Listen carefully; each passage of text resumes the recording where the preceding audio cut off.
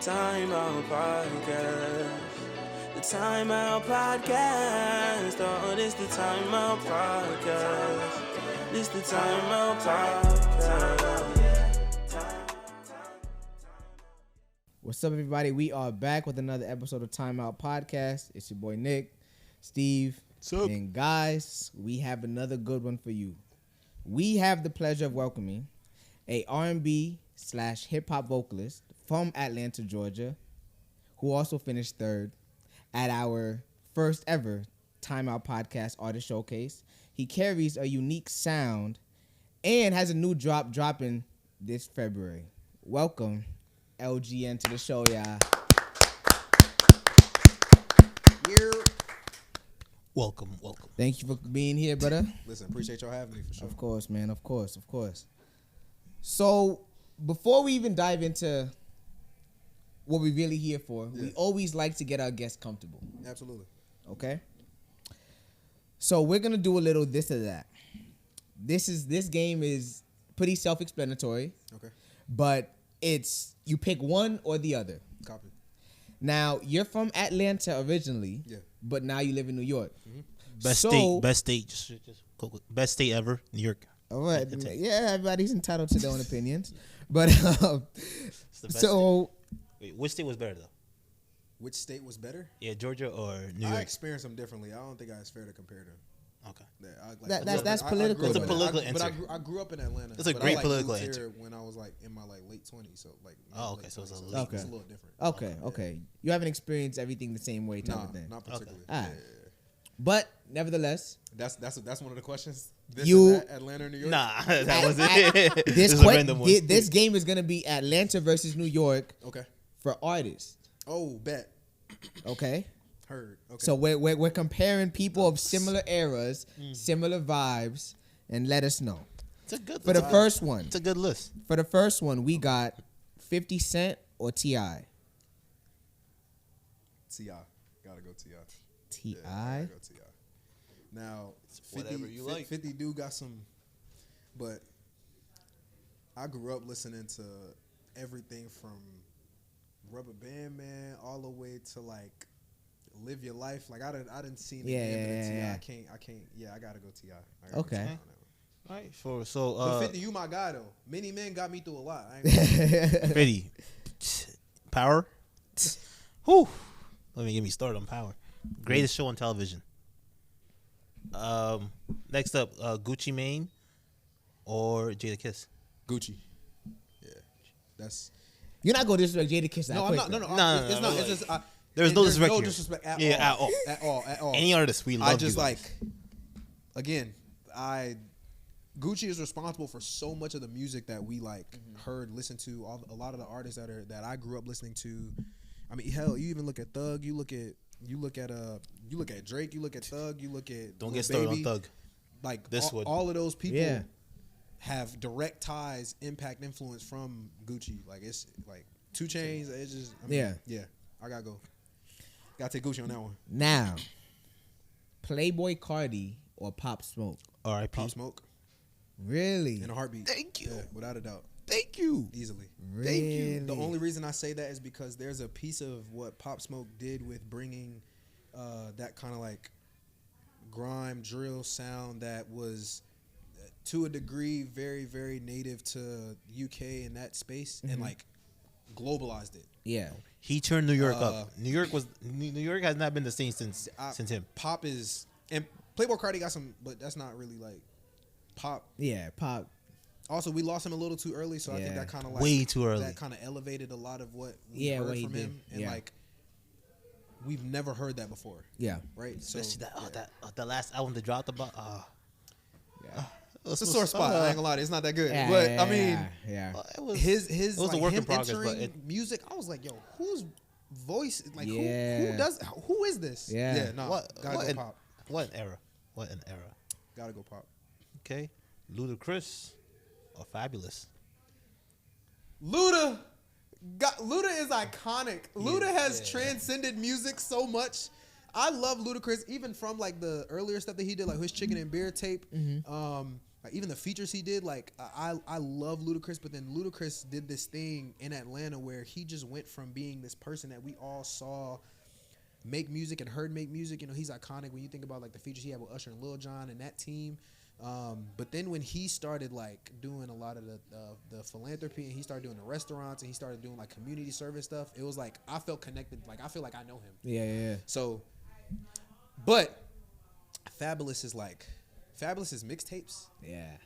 His freestyles. I'm just like, yo, where did this dude, like, how come I didn't hear about him more than I did, like, other artists when I was growing up? But yeah. Luda, I'm going to take Luda on that one. Luda. Yeah, okay. Wait, question. Out of all the movies he's done, what's your favorite movie if you see movies by him or remember? Luda? Yeah.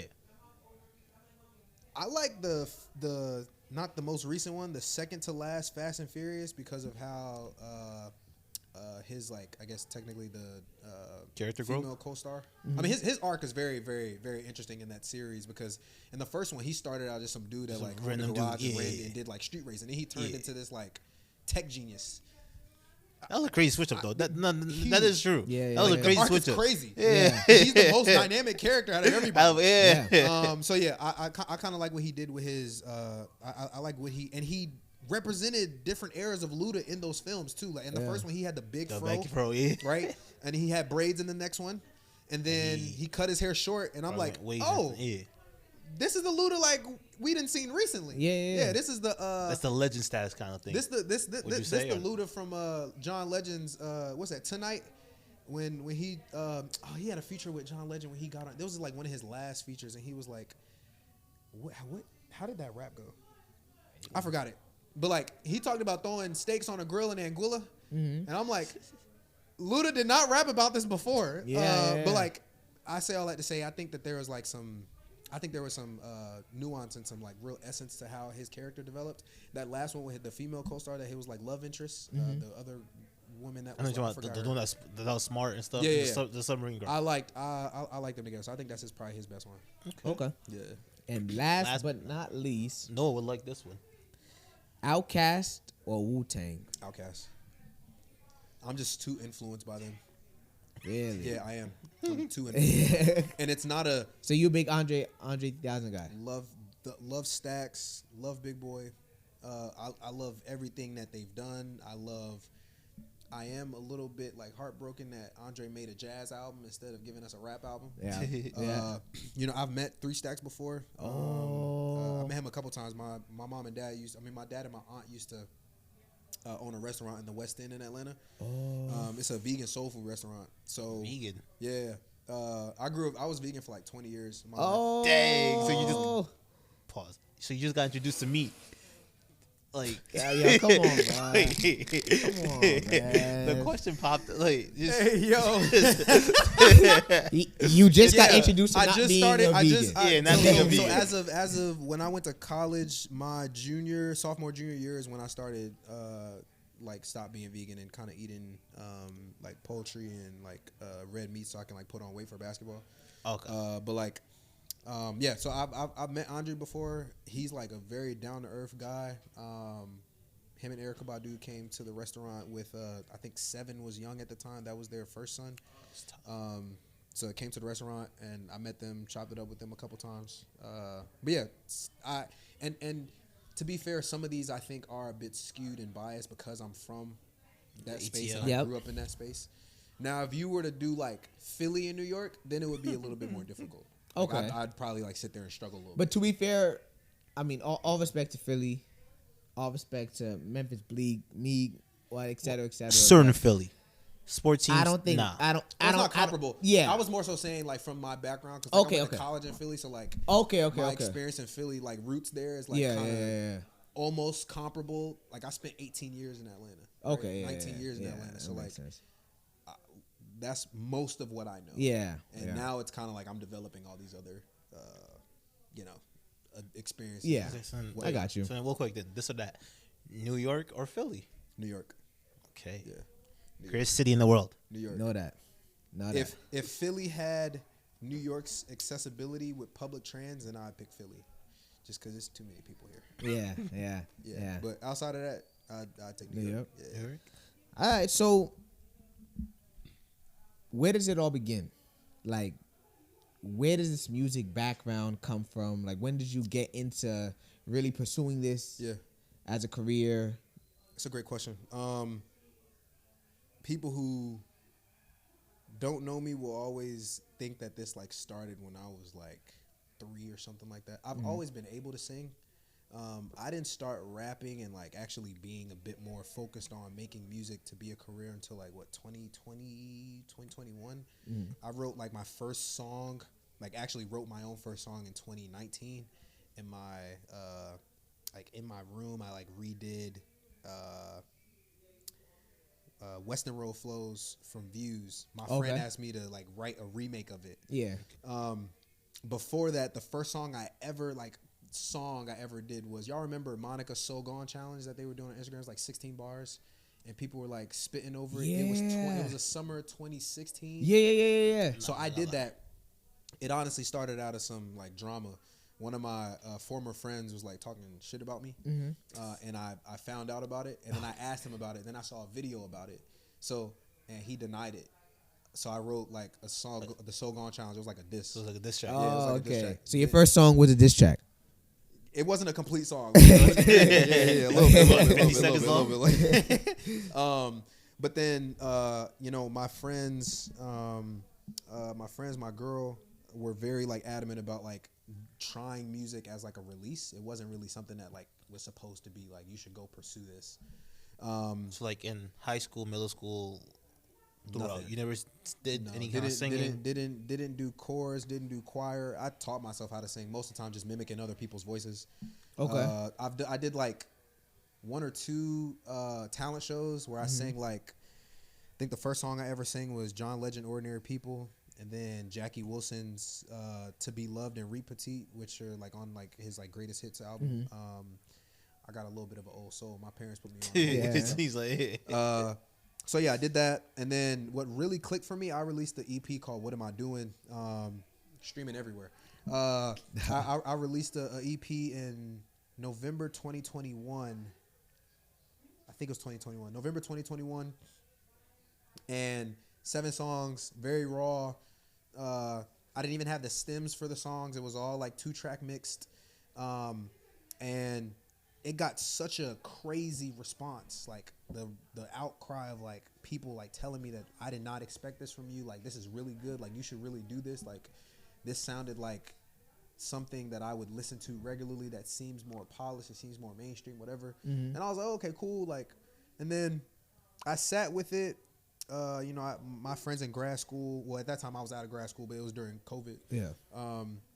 We was all inside. I ain't really have much to do. Stuff started letting up after around that time. Yeah, COVID was a time.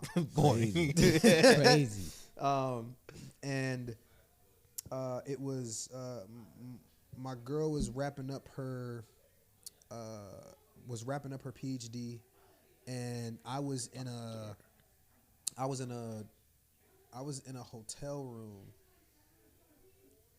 I was in a hotel room during her defense. And then like 2 weeks before I had written some songs. So in a span of like 3 or 4 weeks, I had written like 23 songs for an album. Shit. I was like, I'm gonna make an album. These are the songs. I went on like BeatStars and found stuff, YouTube and found stuff. I got connected to my then producer at the time. Got connected to him, and I wrote 23 songs. Got in the studio in January in 2022. Because I was November 2022, got in the studio, recorded all 23, wrote 2 more in studio. And that took 16 sessions, so we were like cranking through it. 16 for 22 songs? Yeah, 16 sessions for 20. Like when I go to studio, like I'm spending money, right? Like this is not a game. Yeah. This is business. So I'm getting tactical. I know what I want to do. I know what I need to lay down. I know what needs to be there. And then once I'm done with everything, then we have so much more time to be creative, to try things, test things out. I'm not the type to pull up to studio with nothing written and nothing ready to go. Yeah. I'm not gonna do that. Are you a beats first or lyrics first? I could do either. Most times I like to feel a song and then I'll go pull stuff that I've written. So I have like in my notes app, like it'll take you an hour or so to scroll through everything that I got. But I'll listen to a song and be like, oh, like this will fit. Or I'll like write a song. I'll be like, this is what I'm feeling for a song, and then make it fit the song. Yeah. Most So like the times, beat at the I do appreciate having the beat first, mostly because I think it gives you a sense of, you know, who the engineer, the beat engineer, the producer was to make this and create this, and figure out what vibe you're feeling, and then be able to like, you know, put that down. Yeah. I try not to force a word to a, Yeah. you know, a painting to a canvas. Yeah. Right? I try Yeah. to just like make them mesh or feel good. So Mhm. it really does depend. okay.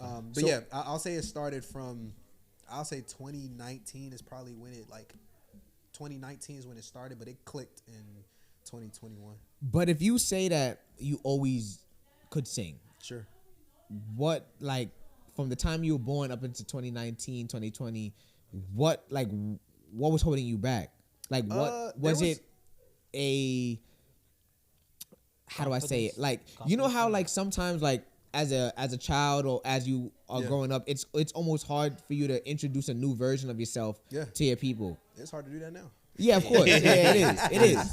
But like, was it a situation of that? You know, or Sure. was it what was Yeah. holding you back? Confidence Even though you issue. know, Yeah. even though you knew you had it. In Sure. You. So the singing was always a thing that I like knew or understood I was capable of doing, but because it wasn't of interest. Like I didn't have an interest to like do it. Like I had an opportunity when I was younger to get signed, but it wasn't like something I was avidly pursuing. My thing was like basketball in school. Like that was where my parents had my head at. Like athletics in school were like the pairing that like worked for, you know, young black. Yeah. And growing up in Atlanta, young black women growing up in Atlanta, well, Latonia, so I say like Metro Atlanta. I will say there was no lack of confidence. There wasn't a lack of like support. It was really just like not in my purview. You know, I was always talented and gifted with things. Like I could pick up things pretty quickly. Like, you know, most of the things I've done, I taught myself how to ride a bike, tie my shoes, sing, play basketball. Like I didn't have like people teaching me to do these things. So it was like whatever I was interested in, my parents were going to support me. So if it was music, we would probably be having a different conversation right now. But because it just wasn't for me at the time. It wasn't, you know, where God or the universe had me placed to do at that time, that I wasn't really like focused on that. So I was always musically inclined, and I loved music, and I would like hear things that other people wouldn't hear, and I like, knew more about music because I was just like, my parents really put us on to a whole bunch of stuff. But it was never like, I want to do this. Like, I want to be this person performing, singing, making music, making tracks, inspiring people. It wasn't. Yeah. It was never that. So then what was the dream then before then? The dream, I had two of them. The first one was to play in the NBA, right? Everyone's But I didn't play basketball in high school, so that dream kind of fizzled out very quickly. Yeah. Wait, so when you start playing basketball then? So I played basketball like recreationally when I was younger. Like I played like daycare hoops, then church league, and I But like never. played rec in middle school, and then I never played officially in high school, and then I walked on when I was in undergrad. It's like I was always talented. I was gifted, like athletically, academically. I was, and the other dream was like being like getting my law degree. Like I wanted to be a lawyer. I knew I was gonna do that. My period. parents are big on that, man. Get a lawyer. I got a brother that's a lawyer, man. Get a law degree. Haitian and I was culture, gonna man. Go to get a law degree, and I was gonna go do politics. I worked on a bunch of like re-election campaigns. One for John Lewis, who passed during COVID. He was like the get into good trouble. Yeah. March of Dr. King, Yeah. huge staple in my district. In Georgia, period. But he was a congressman from my district. Worked on his. You ever work with Stacey Abrams? So I never worked with Stacey Abrams, but I knew her, like in passing through other people. So I worked with like him, and then I worked with like one of the local commissioners who was the CEO, and then now I think he's moved on to be a preacher at this point. But I was involved in politics early on, so that was kind of like my trajectory. When I got into undergrad, I was like, you know, I did political science and econ at Drexel. I studied abroad. I played basketball. I did an internship with the CFO for Toyota. I like was doing all these things, and I realized I was like, you know, like I want to go to grad school, but I don't want to go get a law degree. Like I had, visited some law schools. I was like, this isn't like I like politics and interested in it, but I don't need a law degree to go practice law. Yeah. Went to get my master's at Cornell. Got that in public administration, which was cool. Which is cool. What you mean? Which is cool? Like you Like say getting my master's is cool. Nah, but you still Nah, Cor- you like, didn't- when you say Cornell like it's a I ain't gonna lie to regular. you. We not doing I ain't gonna lie to y'all. We talking about Cornell though. We're Like not a regular talking- community college. Yes, for sure. Like I do appreciate, understand that the Ivy League comes with the level The of stigma, violence. yeah. Yeah, sure. However, I've met some people at these schools who do not give these schools. The kind of So I'm telling you. the right name. I'm just saying, there's people there that I'm just like, I don't like. Some people can't do reading comprehension well. Like some people just don't give, intelligent. Yeah. But you would think that everybody, you went to Cornell. Yeah. Like I know people that went there. I'm just like, Yeah. what you doing here? I have to tell people I went to Cornell, but I didn't go to Cornell with them. Yeah. Yeah. You gotta ask them which building your parents built. Oh, facts. I done met a couple of noises while I was there. But yeah, I mean, like, I've been blessed with a lot of gifts and talents and opportunities. Music has been the thing that just like kind of fell into, like I kind of fell into that. Mm-hmm. Like I started enjoying writing and figuring out how to write. Like I found my voice. Like the thing that was daunting when I first started writing was like, first started making music, I didn't know what to write about. Yeah.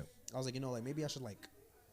I started redoing other people's songs, and I was like, this feels like fake, phony. Like it doesn't feel like me.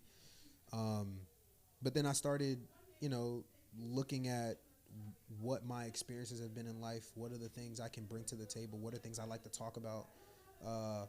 And then be able to meet at a medium where what people want to hear and then what I want to share. So yeah. Okay. Did you always like writing, or did you like write music, or like were you like writing poetry at first? Ooh, I was writing music. It wasn't poetry. Granted, yes, rap is poetry to a degree. So I will say, like, my rap songs they kind of loud. I would say some of my raps are poetic, yes, and they can be like poetry and prose. But like I do like writing generally. I wasn't sitting down writing like sonnets or haikus. Like I wasn't doing that. Like I was hearing music, hearing beats. I was like writing traditional hook, chorus, or intro, hook, hook, verse, hook, bridge, hook, out. I was doing that. I was like writing 3-4 minute songs, and then I'm like, I don't even want to sit and listen to this 4-minute song. Yeah. So then you have to like get creative. It's like, okay, like do I want to like just get straight to the hook, do a verse, do a bridge, and be out, gone. right? So I think it's been a bit of an evolution on how I'm writing. I do enjoy writing though, like even outside of music. Like I enjoy like Just sitting journaling down. to a degree. I enjoy like creative writing. I enjoyed like writing papers in school. I thought that was not fun. better than like taking a test. Hell no. Hell no. I'll take multiple choice any day, man. You'll take multiple choice any day. Any day, man. I know I had at least 4 choices. You at least like I had to I think feel like that your much. percentages is higher, Like if it's if you have to write in the, you can Writing, you BS can as get a great. writer. Like you could BS a lot of stuff. you can, but if Especially now if with you AI, dead ass don't know yeah. nothing, if you know nothing at all though, like you don't like Sure. like- It's different when you have to go take a test and sit and write for the test. Yeah. Versus like writing a paper and then turning it in. Yeah. Sure. Yes, I 100% agree with Yeah. that. 100%. The one time I only liked writing was probably in Spanish class, where I can like write the same line over. Me llamo Steve. Me llamo this. Me this. Me gusta this. It sounds like, you know how you used to have the worksheets with the letter tracing? Yeah.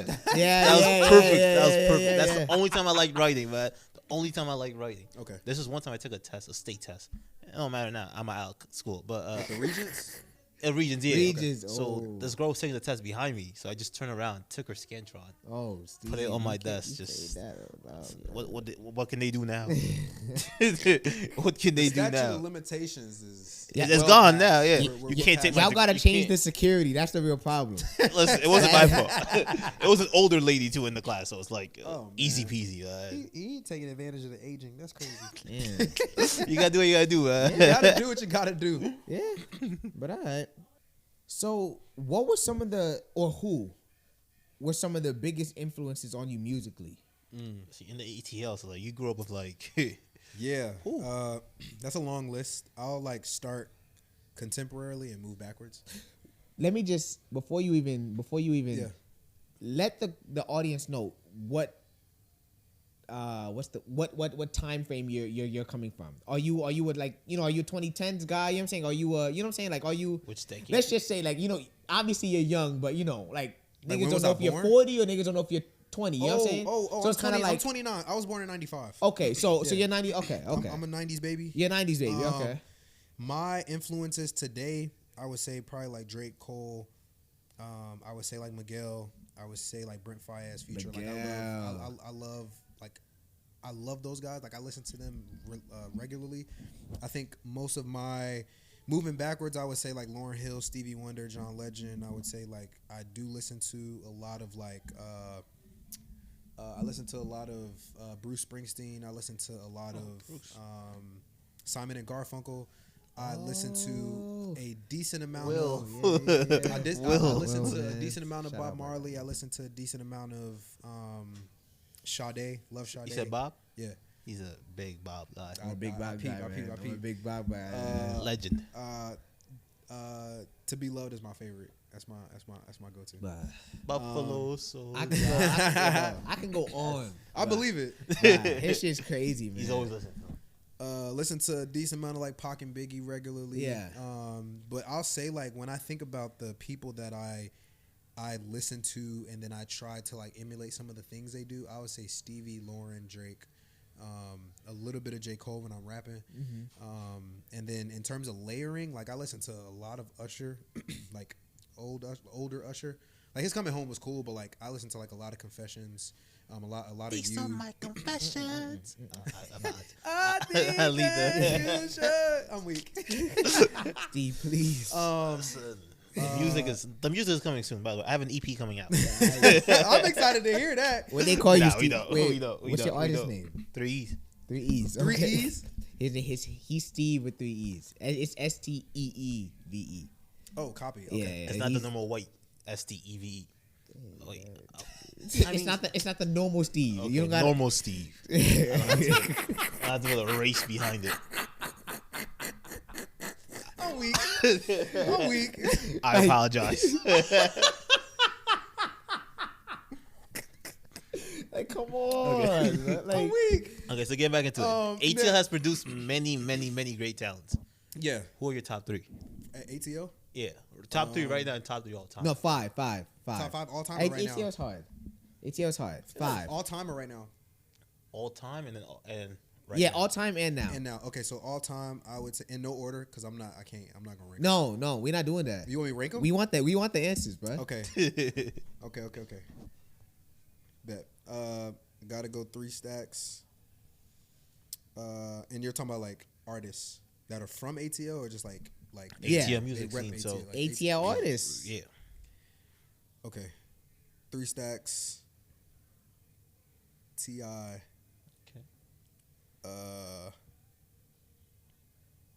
Usher.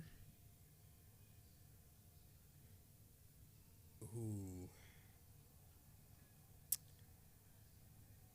Damn. Future. that was 4 or 5. That's 4. That's 4. There's one that 3 stacks, T.I., Usher, Future. there's one I thought I would have heard by now. Hold on. Who? Because I'm I don't know.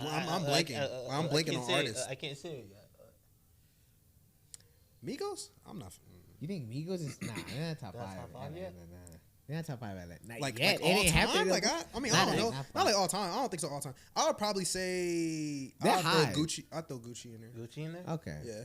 Because Let me my thing say is like, this. I understand the list. Yeah. I don't quite Is understand that Jack how. in the list?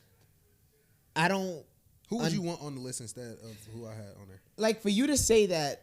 You said your list was 3 stacks. Future.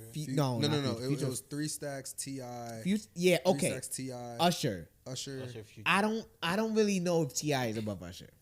That's a little but crazy. you're- but we're- He said no particular.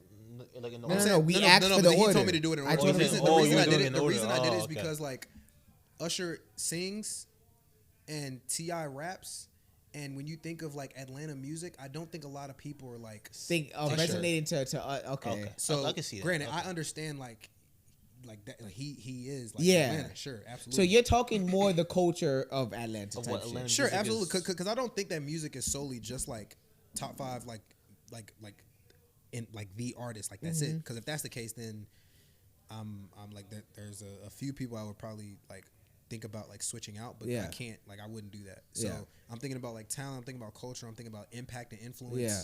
Like there's more artists that are Atlanta artists now that have been influenced by T.I. that have been influenced by Usher. Yeah. But like Usher's still He's from Atlanta. He's still big. Yeah, I got so you. in terms of contemporary, I feel like it's hard to put in order. I'm gonna put Future 1. I'm gonna put Migos 2. I'll put Lil Baby 3. I'll put What? Right now, that's you would What? put Lil Baby over Migos? How is Baby over Thug? That's That's fact. what That's you fact. That's crazy. That's fact. Okay, That's fact. okay. I'm blanking. That's fact. Okay. That's So fact. Thug will be 3. Thug would be Two probably. Thug would be 2. You go Thug would be Migos- 2. Thug would be 2, and I'm gonna tell you why. Thug would be 2 because Thug is like talented. takes care of so many other artists. And he's Yeah, nah, influenced he talented. So many other artists. Without He a doubt, yes. talented. I'm tweaking. They got he 100%. free. He talented. 100%. Yeah. So Future, Thug, Migos, Baby, and I don't even think. Two Chainz. I even disagree. Honestly, Chainz might be at this higher than point, hear me Might out. be higher. You said contemporary. Hear me out. Contemporarily. Hear me out though. Baby, like for example, Baby's 2020 peak, for example, right? I Sure. think most people can agree that's probably his peak. Not necessarily in terms of you can argue whether that's his peak rap, but in terms of like how big he got, 2020 is probably his peak. But you're talking about nationally. We're only talking about Atlanta. Yeah, Right, no. right, So hear me out, right? So I say that to say, is Baby like above? I know, put aside the case, Sure. but is Baby above a Gunna? Because for me, I think of Atlanta sound. Gunna has his own sound. Lil Baby sounds like Atlanta. Gunna Okay. doesn't sound like Okay. Okay. And I think, and I honestly think that Gunna's a better artist than Gunna Baby. is Really? 100%. Yeah. Okay. He's too versatile. I think Okay. recently Baby started being a little bit more versatile. Not even because I just think we've heard more of him. And the thing is, like, if you go and look at all of Baby's, and from my perspective, in my usually the opinion, same if you kind look of at his beat. like discography, it sounds the same after my Any turn. good songs that he has sounds like usually. Yeah. Any great songs he has sounds like the same kind of Yeah. songs. I be hearing Gunna on Afrobeat song. I'm just like, yo, Yeah. that shit was valid though. Move. Yeah. No, Gunna is but not. like if we're talking, Blessings. if we want to talk, like if we are repositioning the conversation to be around like just artists that are from Atlanta, and I'm ranking them like in contemporary times, I think Baby's probably 5 and Gunna's probably 3. I would probably put Gunna over Migos. No. terms of- yeah. No. Because no. you know why? The only reason Artistry, I'm saying it's why about you No, talk about artistry. no. Migos. Migos is culture. Migos' culture is like iconic. It did for them what DS2 did for Future. And my thing is, Migos is a great trio, and they're a great group. But the fact that Gunna, like what Gunna does as a solo artist, I think that holds a bit more weight to me than what they were able to do in culture. Okay, And what they were able to do in and culture you know too, why? probably. You know why I disagree, and I actually think you're wrong because Okay. Amigos is one of my. I'm hit. Let me tell you why. Tell me why. Let's see. Migos, I don't think Gunna even like scratches the surface of Migos' impact. I don't We're think not he- talking about that. No, We're not hold talking on. about impact, we're talking Right? about artistry. No, artistry. Migos, like when you talk about, I get it. Obviously, it's harder to be 1 versus 3, but at the same time, they are 3. So technically, you're rating them as the 3. Like they are a group. It's not like you're saying like, oh, hi, we're Migos, and you only get to judge two or 3 of it. No, they're saying they're a group. Sure. As a group, the culture, the impact, Migos, like You're again, Even the artistry, again, the again. Even the I'm talking about. I'm artistry. talking about as an artist. They fit together very well, and they are a good art. Like artistically, they are good. Yes. What I'm saying is, if we're talking about Breaking down versatility as an artist, okay. if we're talking about what I can do on different Yeah. things, I think- the only person in that group that can do anything remotely differently from what we've seen them do isn't here anymore. Take off. Takeoff. I disagree. And- Quavo's and- jumped on a lot of congratulations, Takeoff. for example. Wait, Yeah, but but take Takeoff Quavo only. And granted, you actually I have a question for y'all. I compared Quavo to Nate Dogg. Okay. I said that Quavo is our contemporary Nate Dogg. Okay. Quavo's voice is very distinct. When he gets on a hook, it floats. You know it's when he Quavo. gets on a feature, like it's Quavo, and he does he is who he is. Okay. However, I've never seen Quavo have maybe more than one successful solo song. I've never seen a Nate Dogg solo song that like did numbers. And my thing is, if I can pull you out of this group that you have, and you're almost one dimensional. And I'm sure he can actually do more than like we've actually seen. And I'm sure I'm speaking from a very like ignorant space because I don't know everything. Yeah. I'm just saying what we see and what I hear. Yeah. I don't necessarily think that like what they've done from an artistic perspective aligns with what Gunna can do from an artistic perspective. I'm not talking about culture and impact because if that's the case, it's Future and Migos and then everybody else is kind of like whatever right now. Yeah. Because like Future sunned all these motherfuckers. Yeah. And honestly, even like Future has been doing music well before we heard Future doing music. He'd been writing for a minute. Yeah. And like Future is going to like you can't tell the history of Atlanta music without Future. He's a staple. And legend. you can't tell the future of you can't tell the history of Atlanta rap without Future or Migos. I will agree to that. Or Thug. Or Thug. Yes. Yeah. Without absolutely. My thing is when you're talking about like the artists versus like the impact that they have outside of the art that they're delivering, I think that's two different conversations. So I think culturally, and I'm not even trying to point to the fact that like, they have albums called Culture. Culturally, they have a way different wave than Gunna. Yeah. And it supersedes anything he's done up to date. Case agnostic, it doesn't matter. But when we're talking about like writing, when we're talking about like delivering, when we're talking about a show, the show will be lit, but they not performing. Like they not giving you a show. Like I've been in front of them when like they just like yelling and pointing the mic out. That's what Future do. Like Future get on stage and point the mic back out at you and make you work. I'm trying to hear you, my guy. I think Gunna gives a different thing as an artist. Okay. So, but and I don't think that I'm right. That's just my opinion. Yeah. You think I'm wrong. I'll sit with that for a little bit. So then, question then, do you think that like artists like Quavo has more out there compared to like an artist like Takeoff? So do you think more is making him great compared to the more has made him greater than what Takeoff has done? Sure, okay. I get the question. But the English makes sense. I say no too. I'll say no because they'll tell you he was the best out of He was all the of best them. Migo. Okay. Like he was. But I think. Sorry to interrupt you. No, go ahead. But I think like from as a Migos fan, but also hearing like other opinions and the common consensus, even the Migos themselves, like most people know Take was probably the best, the best Migo. A lot of people had the argument that Offset was the best Migo, but it was usually kind of between them two. Most argument of best rapper. Now Quavo probably was a little bit more versatile. That's just because his voice. His voice is so unique, and like honestly, Take is the best Migo in my opinion, but Quavo is my favorite because I actually love Quavo's like demeanor. His like he the huncho. You know what I'm saying? Like I love Quavo, but like. And I think that's why they work so well as a group because they complete each other. Like there are a lot of things that the other isn't. Take off the quiet kind of shelter one. And Takeoff is like very, very, very, very he was very gifted, very talented. His pen was crazy. Bro. And like he was the finisher, bro. Like bro, there once was Take another verse, it's over. I mean, even the one with what's Hotel Lobby? Bro, that verse alone. How about the 16 passenger, just D5, or this, that, a Challenger? Oh my god! I keep some members of me and the freaks get coach seats. They some passengers. Bro, what? Like he different. That colors performance they did. Bro. I still watch it to this day. Bro. How about this? Whose color performance was better? Them two or Gunna's? What is the song? Shit. I know exactly what you're talking about, bro. Why is my mic blanking? Bro, What's I'm about the to find on YouTube, bro. Why is my mic way big? I'm blanking on the song. It's not Top Off. I can't do it. Yeah.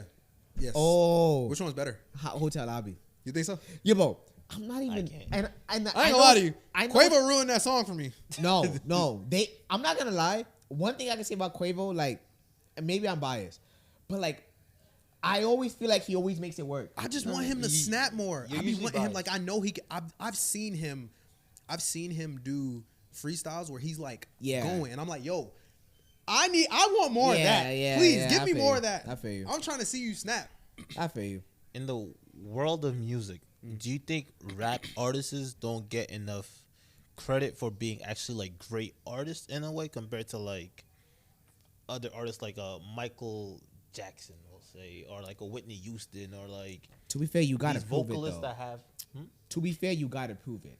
And like I No, but, hear like, you, but you gotta prove it. But like, Michael like, showed no, it. but like, have they proven it? But the fact that some people are so against rap that they don't want to put them in that kind of Interesting. light. So I don't necessarily know if I'm in a position to completely answer that. I can give a perspective though. I think from my perspective, or my perception of how I understand the industry and I understand how rap is postulated to all these other genres, a lot of times hip hop and rap get conflated outside of those two genres, right? We know there's a distinct difference between R&B and rap. We know that. Most people know that. I think when you think about an artist like The Weeknd or like a Michael or Whitney, etc., they're in spaces that not only are intrinsically not the demographic, the target demographics are different, right? So already you're not necessarily comparing apples to apples. And then two, because it is oftentimes bitten, like rap is bitten, and also rap gets watered down a lot of times, that there is a separation of the validity, and it's like drinking juice from concentrate versus drinking something freshly squeezed. And once things get manufactured, like rap is oftentimes very, very, very authentic. Yeah. A lot of like pop sounds are like they're manufactured. There are a ton of people are writing them, and oftentimes it's cookie cutter mold. Rap is historically anecdotal. It's historically written from the heart. It's written from a place of pain. And I'm not talking about pain like, oh, somebody broke up with me. I'm talking about like, I can't eat today, and my child can't eat today, and my mom can't eat today. Yeah. And like, this is something I'm like giving my art and my pain in this interpretation. Most of the demographic, at least just saying in America, can't resonate with that. Yeah. Right. And then the people who do resonate with that in America and even outside of it, that's outside of the community where it's coming from, oftentimes are fetishizing it. Right. And it's not authentically aligning to it. So if you already have a gap between where somebody in pop is going to be able to capture everyone, like we all love Michael Jackson. Yeah. Right? All love Beyonce. We all love Beyonce. Rihanna. I haven't met anyone who wouldn't want to go see a Whitney Houston or a Michael Jackson concert right now if they could. I haven't met anybody who would say no to that. I've met people who blindly will not listen to rap. Like I've met people, I'll tell them I make R&B music because I know they don't like rap or care for rap. Yeah. Just because of whatever ideology or stigma they may have to it. But when they go listen to it, they're like, oh, I didn't know you rap. This is actually really good. Like I could listen to this. And in my mind, But it's if like, they heard of rap initially, in my mind, but the thing is, they don't even like rap is also a spectrum. There's a difference. There's still a difference between there's still a difference between Pop Smoke and Ab Soul, but they both rap. Yeah. There's still a difference between Africa Bambaataa and NWA. Yeah. There's still a difference between Jay-Z and Yachty, but like they rap. Yeah.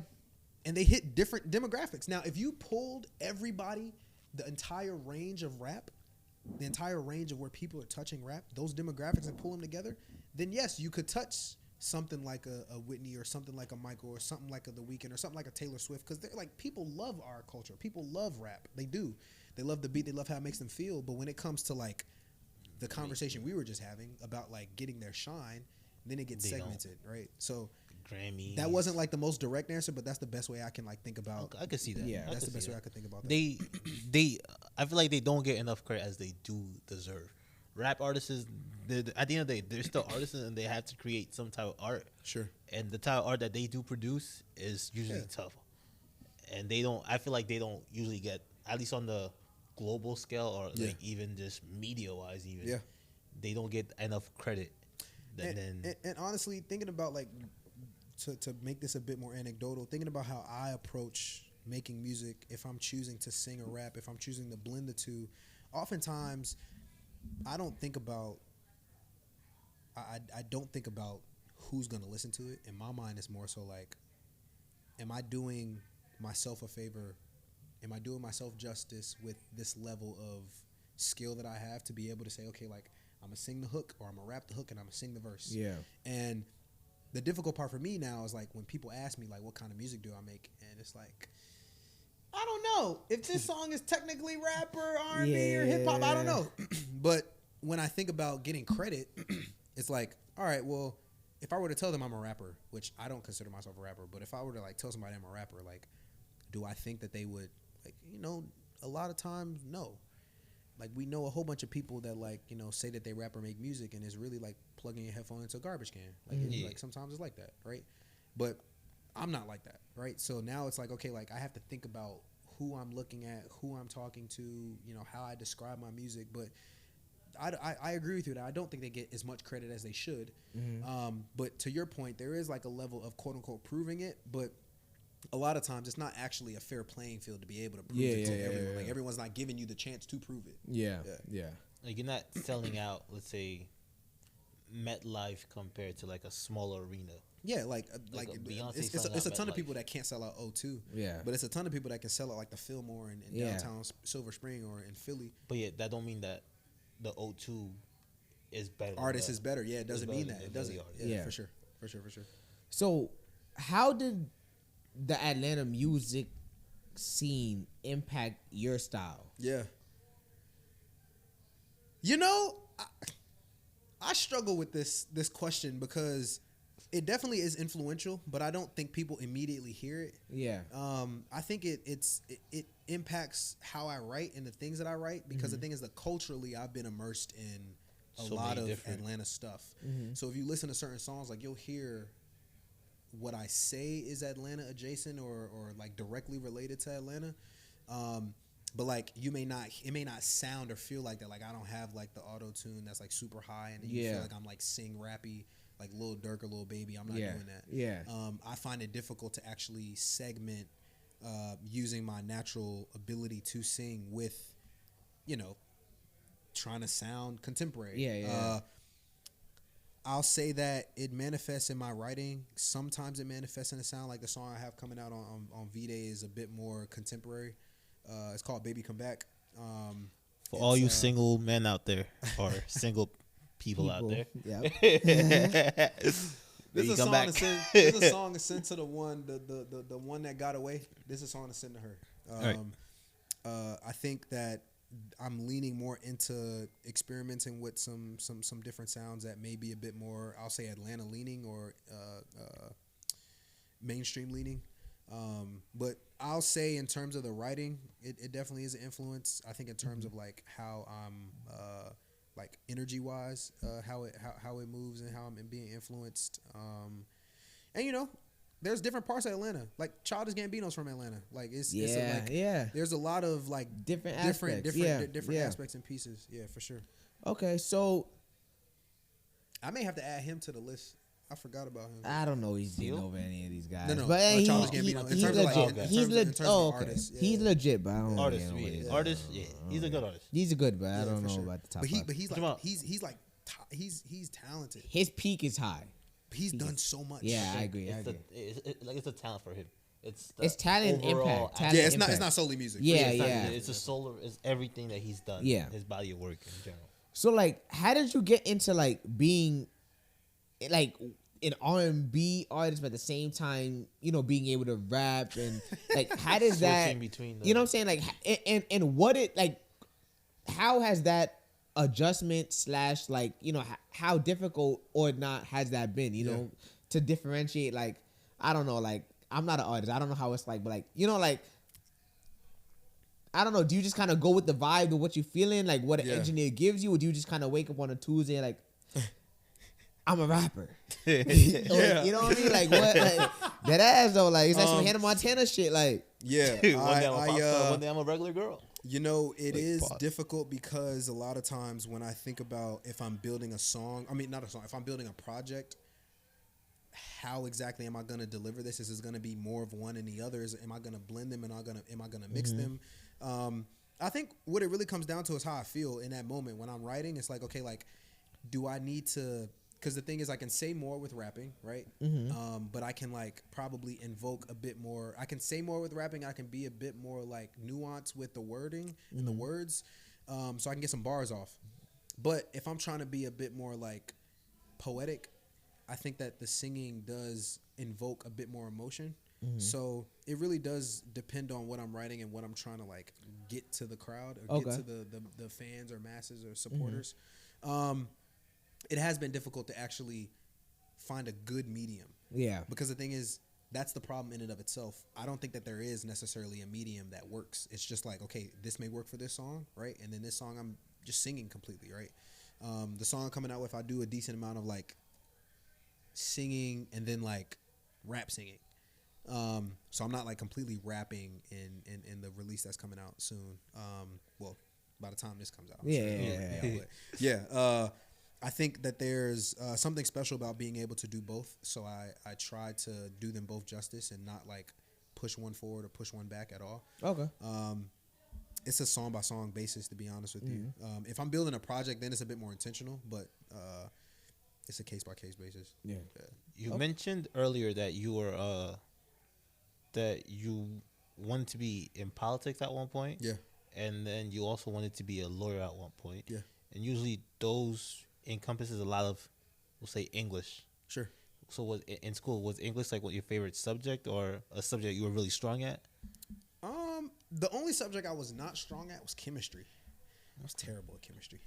Stoichiometry kicked my ass. I ain't gonna tell y'all what I got on the Regents, but I passed. I can't. Listen, I still don't know how to calculate a half-life. I ain't gonna lie to you. Oh, half-lives, I remember that. Yeah. But I'll say that like between English, like English literature and like writing was a big one for me, and then history.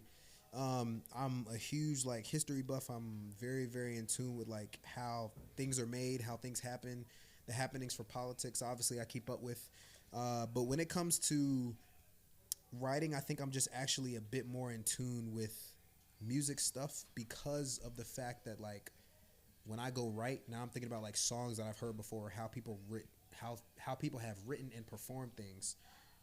If I think about how like Sade, not just the artist but the band, how they perform versus how the master track sounds, it's like two different things. Yeah. If I think about how Future wrote how Future would write songs for Beyonce and Rihanna before he actually started like making his own music. Those are two different kinds of like artists and individuals. So, yes, English is a huge thing, and I do have a good command of the language. But I also think that there's like I speak Hebrew in some of my songs. Oh, like I have songs that are unreleased. Like I have Shalom. So I speak a little Shalom? bit of Hebrew. I took Hebrew in undergrad. That's tough though. I used to have dual not citizenship in Israel. My grandmother used to live there. So until my freshman year in college, I had it, but then I lost it.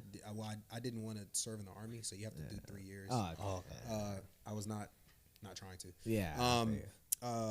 But like and I have a song called No Hope that's on my album of Love that released in 2023, and I like have Hebrew in there, and I basically reference a tattoo I have on my arm that's written in Hebrew. Oh, that's fire. So like I put Hebrew, and I have a song that's unreleased that has like me speaking Spanish on it. Like I try to like interweave different pieces of like the cultures that I've experience in life. I mean my grandfather is my biological grandfather is from Grenada. My non-biological grandfather's from Panama.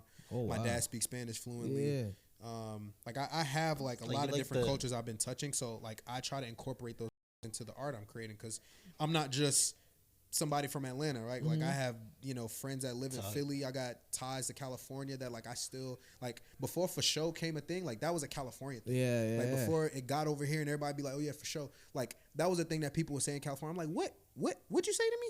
Yeah. Or like, thinking about like, you know, my one of my best friends from high school went to school in Florida, so like their lingo and slang is a little different. Yeah. So I try to incorporate a lot of pieces of those, so it's not just like, yes, English is the command of that language is important, right? And it was something that I was strong at, but I think, to be honest with you, it is like more musical than it is like academic. If I'm being honest with you. Okay. So far, what would you say? Which song means the most to you so far? Out of the discography I have? Yeah. And why? Which song means the most to me? I got two. The first is In My Cup. Okay. I think just because of how that song came about, it was supposed to be like Afrobeats song, and my man wrote the hook for it for a beat that we had, and I listened to it, and I was like, this doesn't work. So I took it and like we put it on a different beat, and I wrote to it, and it was like the most like, that was the only song I wrote in studio, and it was very raw. The other song I would say is Tell Me, for my EP. It was the first time I had recorded with my sister, my little sister. She's on a few of my songs.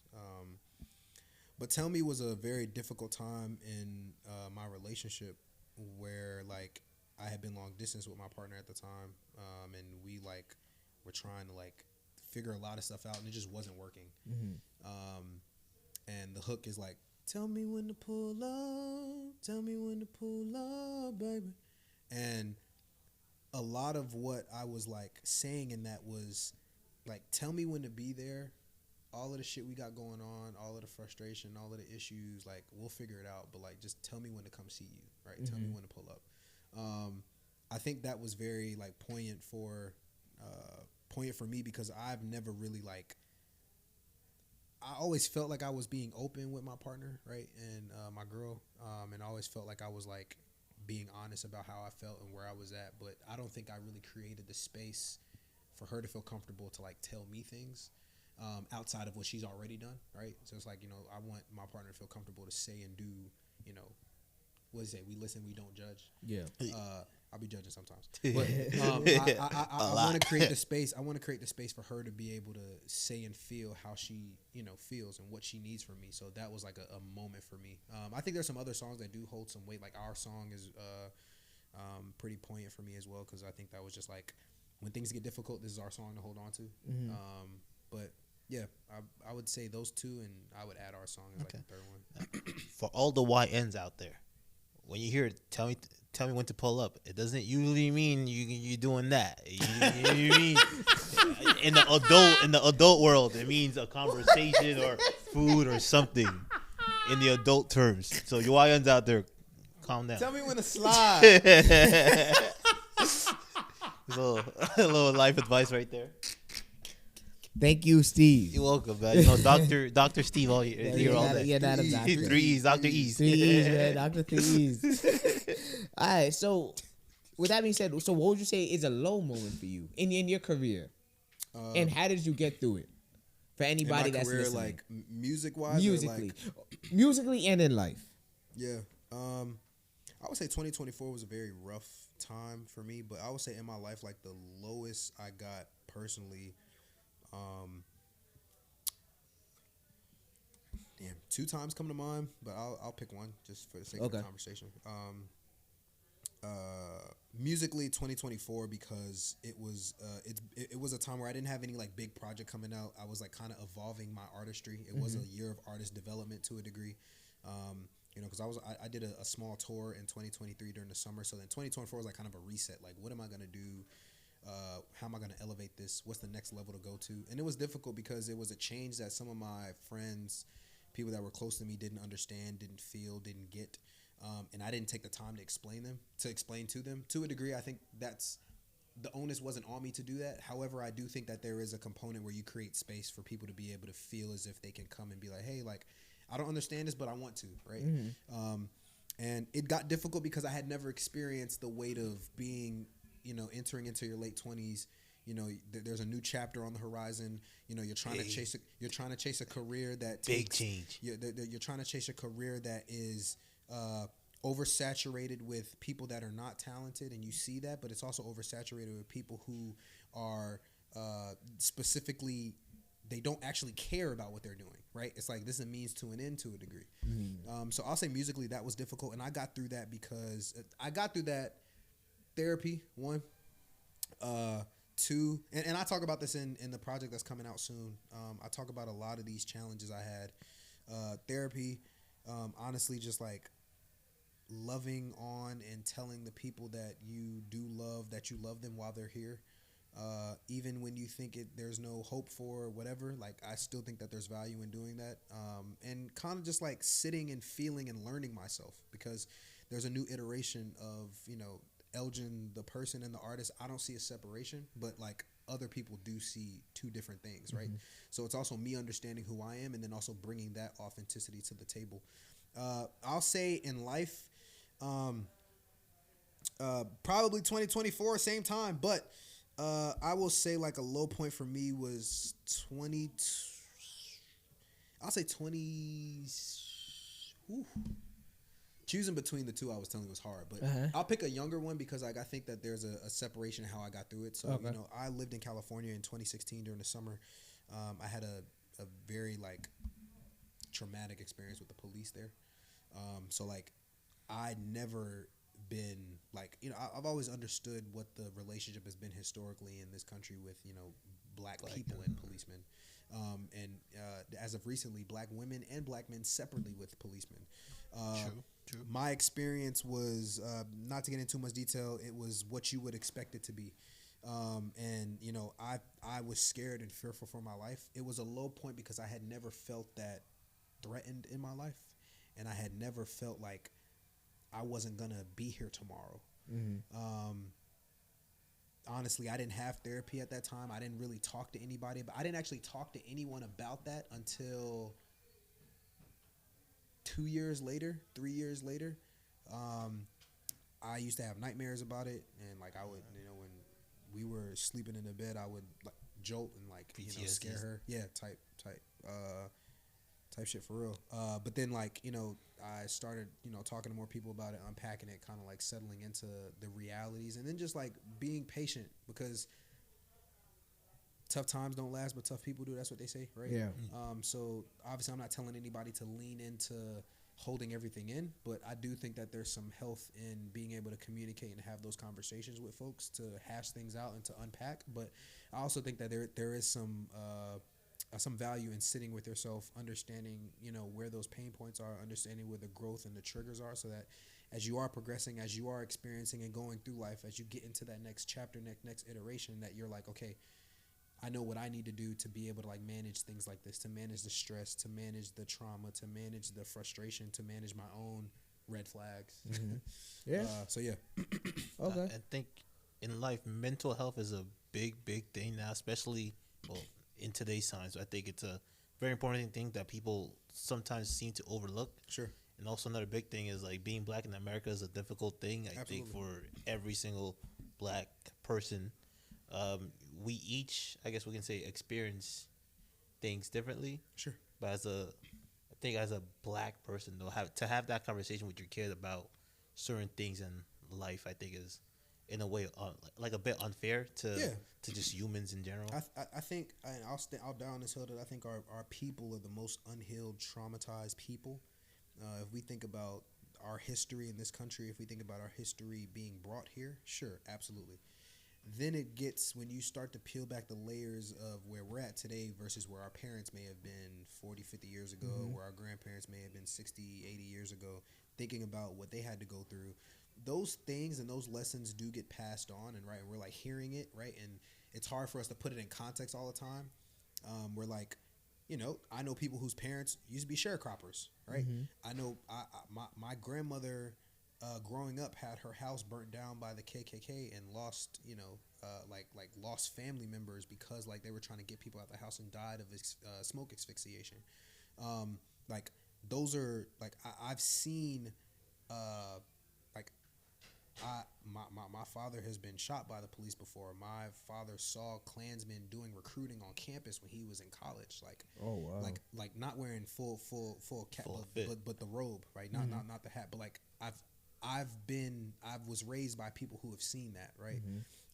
So granted, yes, to get that passed down does come with a bit of trauma. However, I think it does come with a bit of awareness and resiliency and stick-to-itiveness. It comes with being tough. It comes with like being a community staying as one. It does, and I will commend our generation, the generation that comes after, before, etc., for doing what they can do. But as the generations matriculate and as we grow, we're recognizing that yes, my mental health matters more than like me going into work and like working that day, right? Being in a position where I can like feel good about what I have going on and feel good about myself and feel healthy matters, because I'm like, that's a part of me coming to work. That's a part of me being with my friends. That's a part of me supporting loved ones. That's a part of me like living, being able to eat the next day or live. Exactly. So I wholeheartedly agree, and that resonates with me 100% for sure. Okay.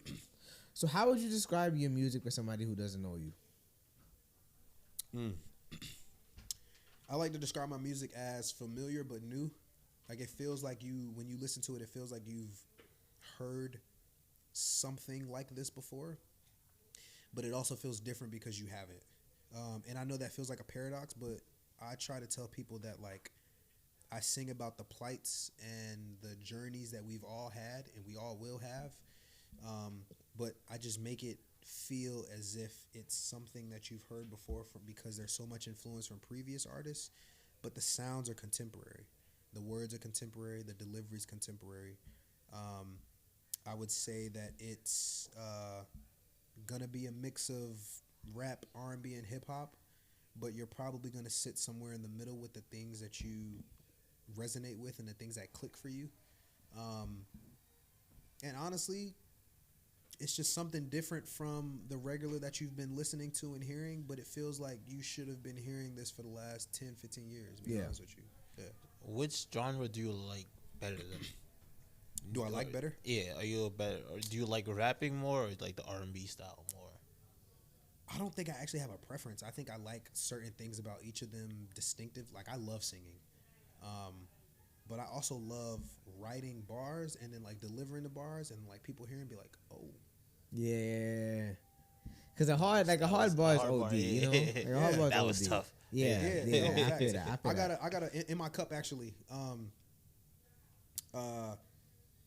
2 lines that I've had people like hit me up after they've heard it and be like, yo, y'all watch baseball?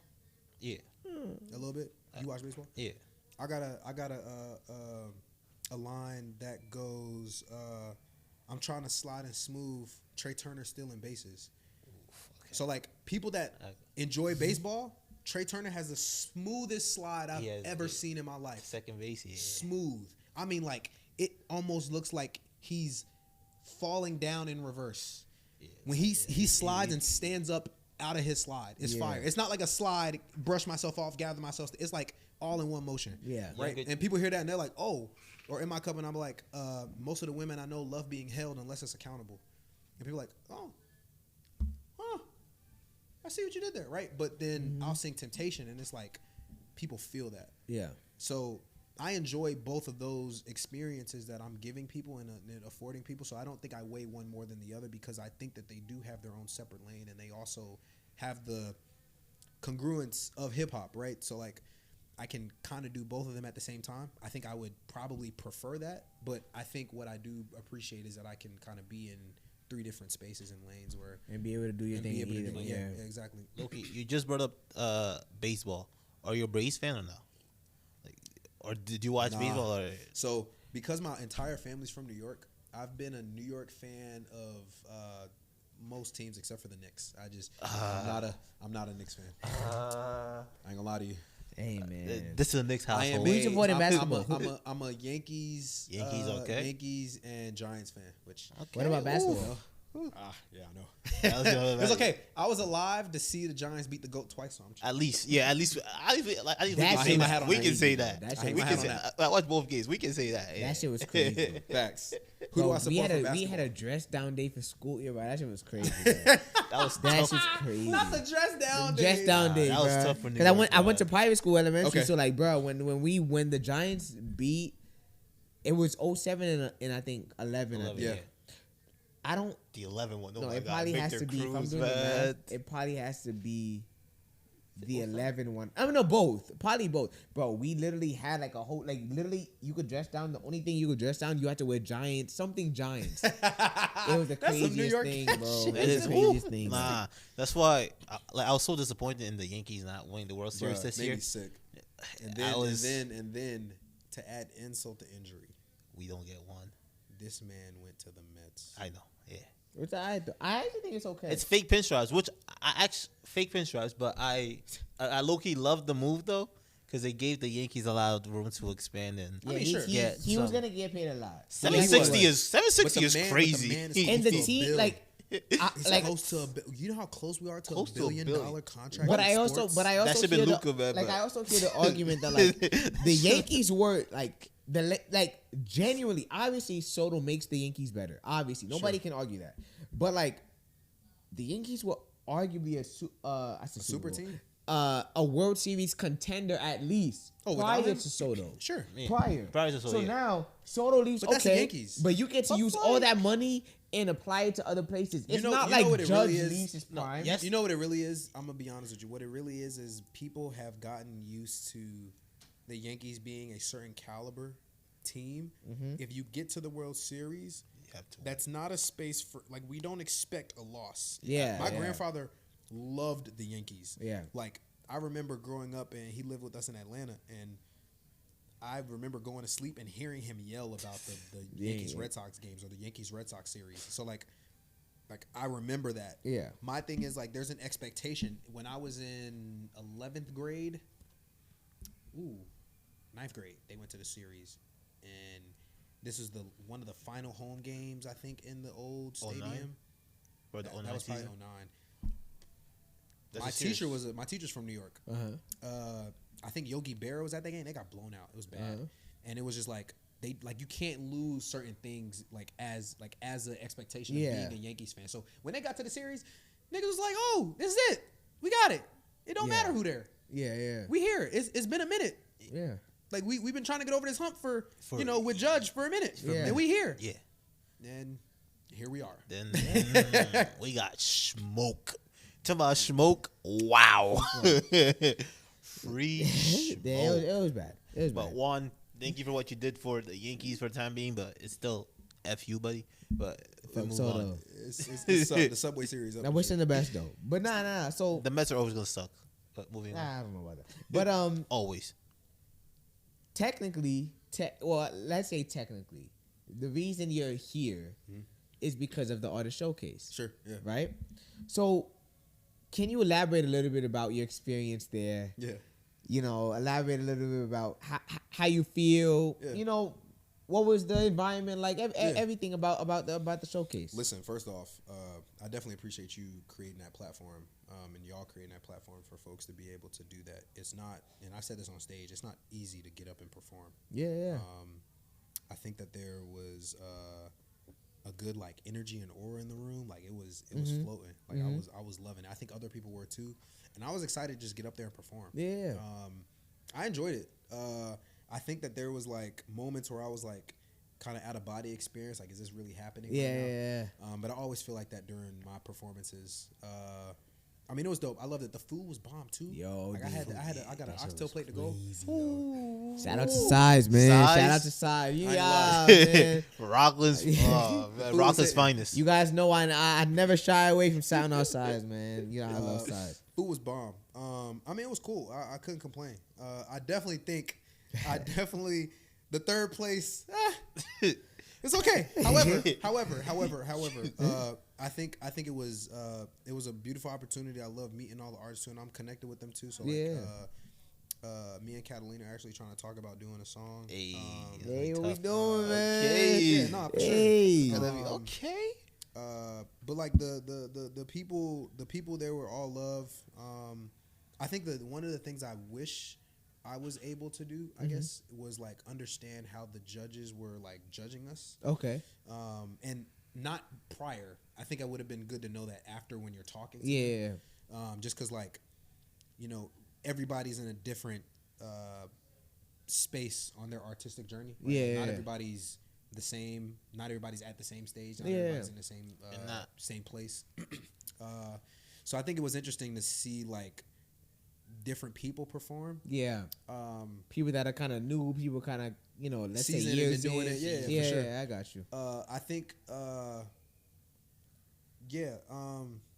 mean, I think that's how I would describe it. Do you have like more specific questions about it? I mean, cause he cheesing. So outside of you, Yeah. who do you think who was your favorite performer there? Performer. I wish I would have seen a little bit more of I forgot her name. I was actually she just. I'm gonna give you the list. So there was Zariah. Who was the first the Mallory. More rapper type or the? No, she only performed a cover and like Mallory. Billionaire. Mallory. She just posted some on Instagram. I think. Yeah, Mallory. Yeah. I wanted to hear more singing from her. Like, I wish she would have did more like. So between her and Catalina were probably my like two favorite. Favorite performers.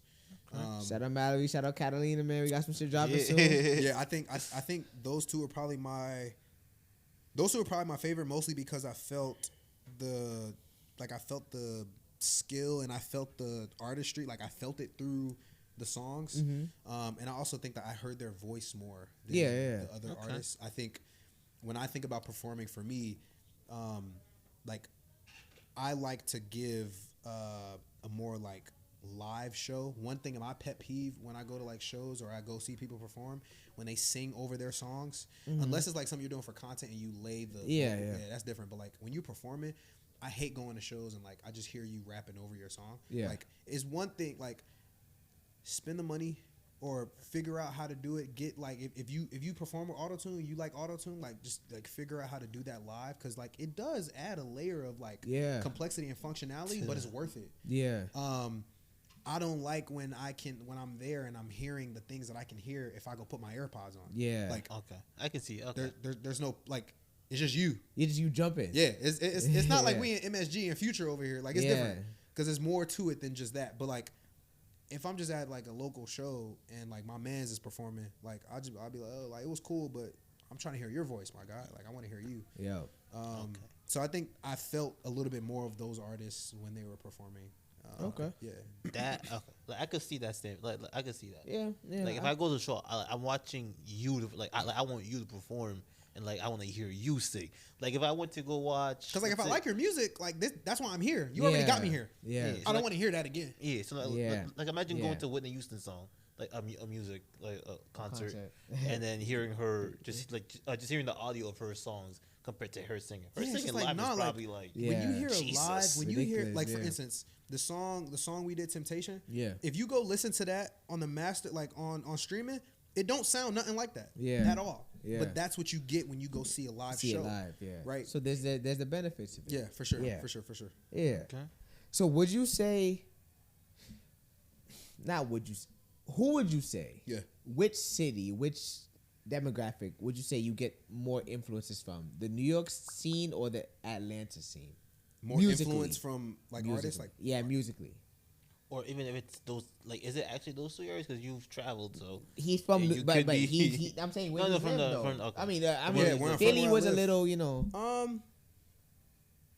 Recently, I really have been in a very like R&B bag, and most of the enough of what I've been working on recently is like melodically charged.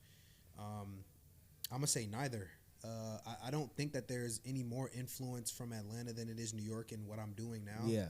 I really do listen to a lot of music, and it's not like I'm like hearing like, sure, I'll listen to like local artists. Like I listen to more local Atlanta artists than New York artists, just because my proximity to like my friends out of there, and they put me on. I hear stuff, people I follow, etc.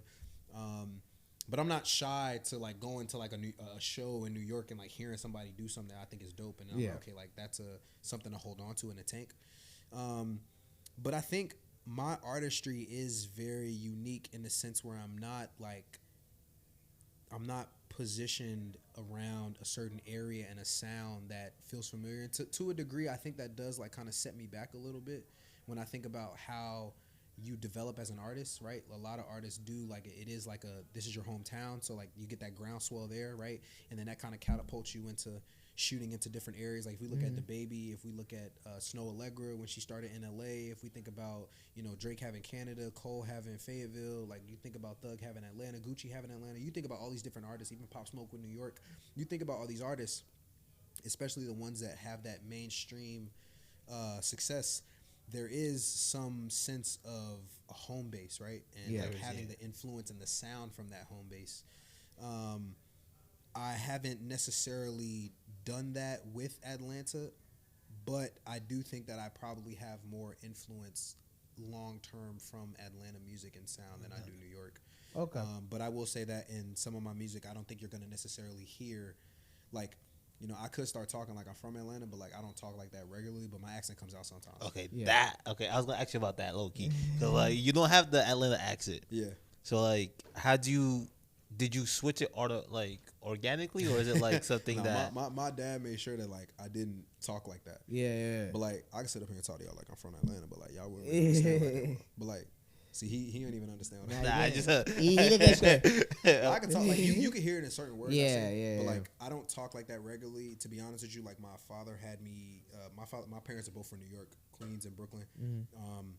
Growing up in Atlanta, they cut that shit very quickly.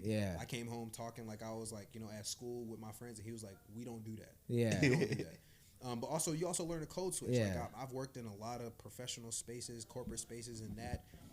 As sad as it sounds, to a degree, that level of dialect and that like comfortability, they don't necessarily accept. Yeah. And I'm not saying they as certain people. I'm just saying the corporate space America doesn't wise. accept. Yeah. And it's one thing that you don't want to add to the thing of already setting you back. So I do have certain words that I say that like come off and they're very like they point to the South. Like if I say finna, or if I say gonna, or if I say like fuck you talking about.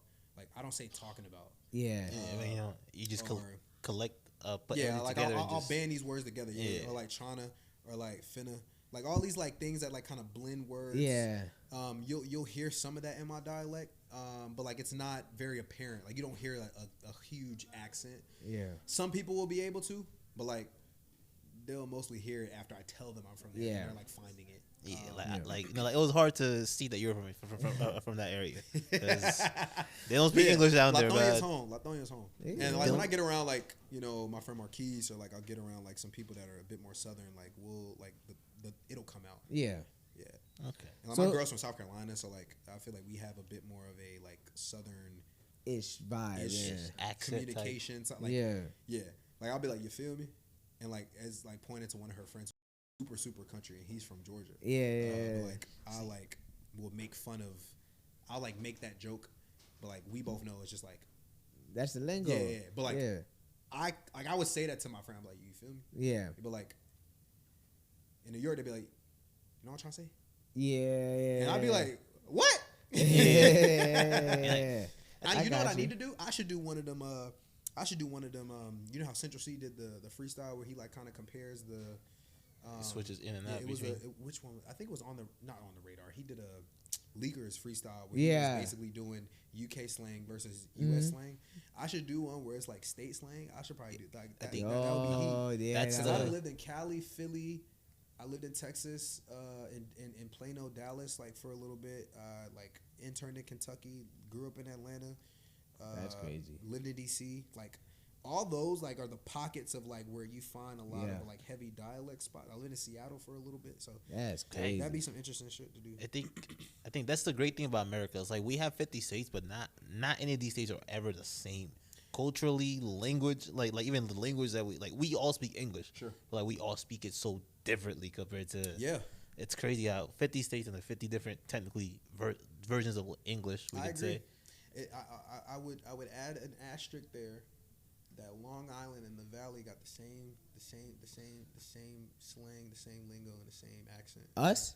Long Island and the Valley in California. Oh, the Valley. I Oh, was confused. I'm So like, Yeah, because y'all got the Spring my bad. Valley. Nah, I we're thought you Spring were Valley. saying- So like Y'all when call you said, yourself the Valley? Y'all be like Nah, but I didn't know if you was trying to say that was a if we're- lingo. Oh, so no, like no, if no, we're no, from no, here, no. we call the Val. So like we're Heard, from the okay. Val. My bad. We know the it's Valley Spring in Valley. Cali Yeah, and Long okay. Island. Sound like Same. Yeah. It sound like twins. Yeah. Twinno. Hey. Twinno. twin of yeah. So talk a little bit about your new job and what should we expect? My new drop. So the single and the EP. Yeah. So the single is called "Baby Come Back." It's kind of self-explanatory. I think the drop is going to be. It's very emotional, very vulnerable. Starts off with some real like J. Cole vibes, and then we get into a bit more like neo soul R&B that like kind of leans into hip hop. I know that sounds very weird, but like trust me, like I hit the nail on the head. I think because of how the music is structured, this is the first time me producing beats too. I produced it with my man Junior. A couple of the songs I produced it myself, and I think the value in this is people that have been with me for a long time are going to see the growth and progression. That have been supporters are going to be like, wow, like it's a long way from what am I doing from Hunter, like the single, the single that never released that I like sent out to people of me like rapping on a USB mic. Versus like, you know, now I'm like, you know, I have my own setup. I'm in a studio where, you know, we're sourcing the stems from live musicians. You know, I'm not doing the, you know, the Apple loops or Splice loops. Yeah. And it's really something. It's short. It's not gonna be more than 16 minutes. I think there's probably like 6 songs on there. And it'll just be like me speaking from the heart. I'm talking about, you know, being in love and like having my shortcomings in love. Talking about, you know, where I fucked up, where I think that like as someone who is emotionally closed off to a lot of people is now trying to be even more vulnerable than like people already think I am. And then I have a portion of it that speaks directly to my partner, my girl. And then there's a portion that like kind of talks to the masses about like, you know, real shit, like being in corporate America and, you know, having someone who doesn't look like you, being the only one in the room, not really understanding the nomenclature, know that people hate you already and they don't know you, and don't let them report to you when they're older than you, and it's even worse, right? So I talk about that. I talk about being in therapy. I talk about what that has looked like.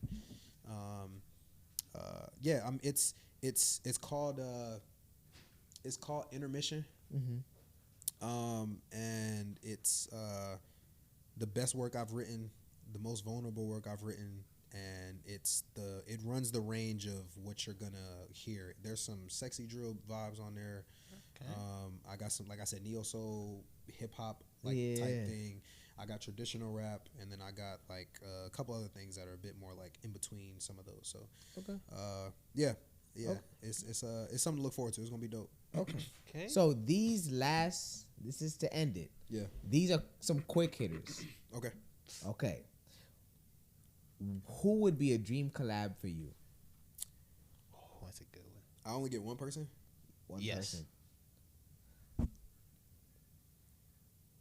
I gotta have Drake on the track, bro. Drake? That's my goat. Like we hear that. I gotta get Drake on the track. If I can't get Drake, I gotta get Black. Oh, like 6 Lack?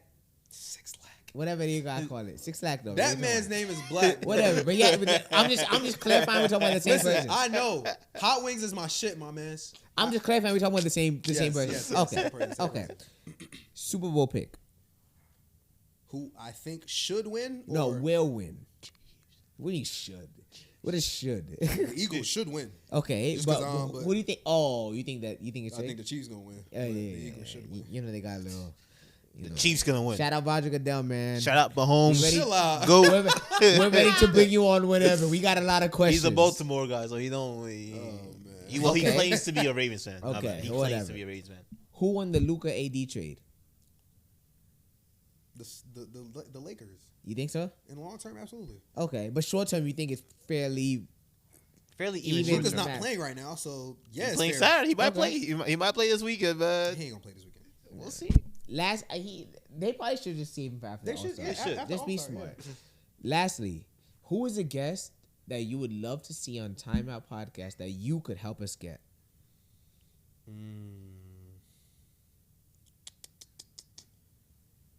It depends on what. Like anybody could be on. Anybody. Yo, that's a great question.